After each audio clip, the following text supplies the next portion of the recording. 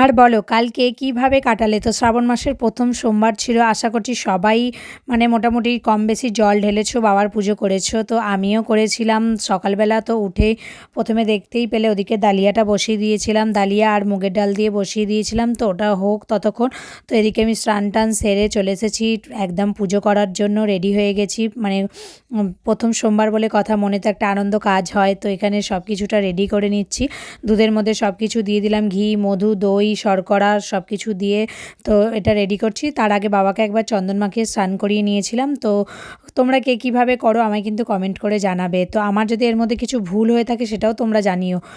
তো জানালে আমার খুব ভালো লাগবে কিন্তু। তো তারপরে এটা ভালো করে বাবার মাথায় ৫ বার ঢেলে স্নান মানে জল ঢেলে নেবো। নিয়ে তারপরে ওটা আরেকটু ভালো করে মাখিয়ে মধু, ঘি টি সব যেহেতু আছে তো ভালো করে মাখিয়ে টাকিয়ে আবার ভালো করে গঙ্গা জল দিয়ে স্নান করিয়ে নেবো। নিয়ে তারপরে সব কিছু দিয়ে বাবাকে বেলপাতা, এদিকে সব কিছু ধূপ, প্রদীপ, কর্পূর দিয়ে আরতি করে নিয়েছি। তো নিয়ে এদিকে মালা টালাগুলো রেখে দিয়েছি, যেহেতু বর জল ঢালবে তো আমি মালাটা আবার খুলে ওকে ঢালতে হবে, তো যার জন্য আমি পরাইনি। ও একেবারে যখন জল ঢালা হয়ে যাবে পরিয়ে দেবে। তো এদিকে ঘরের ঠাকুরও ভালো করে পুজো টুজো করে নিয়েছি। তো ওদিকে পুজো হয়ে গেল। তো তারপরে ডালিয়াতে ঘিটা দিয়ে দিলাম। ফাইনালি ডালিয়াটাও কমপ্লিট হয়ে গেল। তারপরে আমি যেহেতু এগুলো সব খাবো না, তার জন্য একটু সাবু আনতে বলেছিলাম ওকে। তো সাবুটা নিয়ে এসেছে। আগে তো একটু সাবুটা ভিজিয়ে রাখতে হবে খাওয়ার জন্য। তো এখানে সাবুটা ভালো করে একটু বেছে নিলাম, নিয়ে ভালো করে জল টল দিয়ে ২ বার ৩ বার ধুয়ে নিলাম, নিয়ে একটু অল্প জল দিয়ে ভিজিয়ে রেখে দিলাম। তো ওটা ওদিকে থাক ভেজানো। এদিকে তারপরে আলু টালু কেটে নিলাম, ভালো করে একটু বেশি করে আলু কেটে নিয়েছিলাম, যেহেতু আমি ভেবেছিলাম লাড্ডুকে একটু ভাত করে দেবো। তো লাড্ডু বলছে আমি ভাত খাবো না, আমি ডালিয়াটা খেয়ে চলে যাই, আমাকে একটু তুমি লুচি করে দাও টিফিনে। তো আমি বললাম ঠিক আছে তাই হবে। তো একটু বেশি করে আলুটা ভেজে নিলাম, এদিকে আলুটা ভাজতে থাক ঢাকা দিয়ে। তো ওদিকে আমি আটা টাটা মেখে নিলাম, নিয়ে লুচিটা বেলে নিলাম, বেলে নিয়ে লুচিটা ভাজতে চলে আসবো। তো এদিকে আলু ভাজাটাও কমপ্লিট হয়ে গেছে।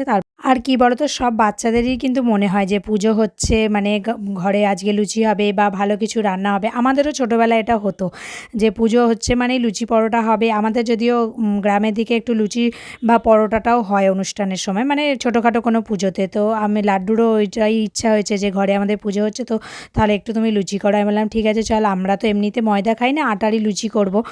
তো আলুটা ওই জন্য ভেজে লুচি করে টিফিনটা ওর গুছিয়ে দিলাম, ওরও খাওয়া হয়ে গেছিলো। তো আর এখন তো হয়েছে রোজ মানে স্কুলে বেরানোর সময় বৃষ্টি, স্কুলে বেরানোর সময় আবার ছুটির সময়, মানে ঠিক টাইমে টাইমে বৃষ্টি চলে আসে।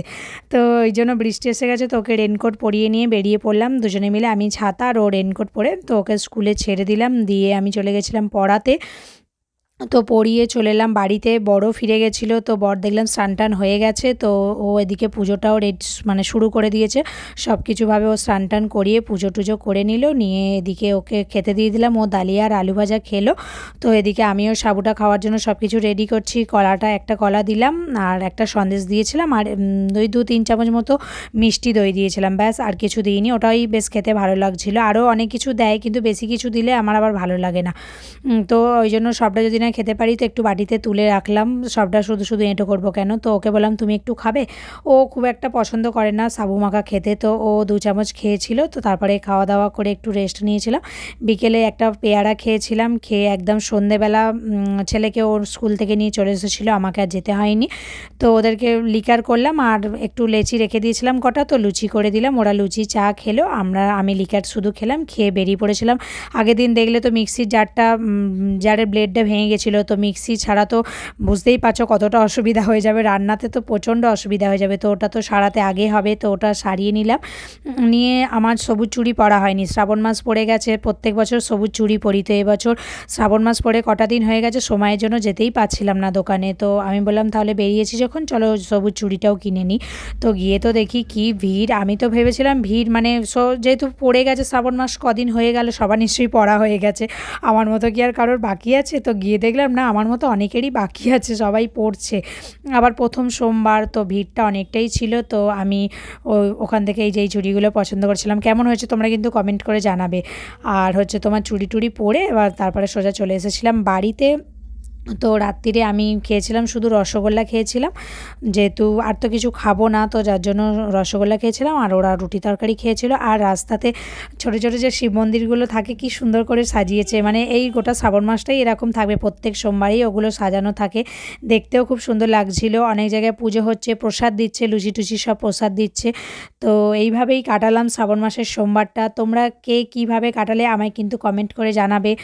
ঠিক আছে, ততক্ষণের জন্য টাটা। আর ভালো লাগলে কমেন্ট করো, লাইক করে দিও আর সাবস্ক্রাইব করতে কিন্তু ভুলো না। দেখা হচ্ছে পরের ভিডিওয়ে। আর সবাই খুব ভালো থাকবে।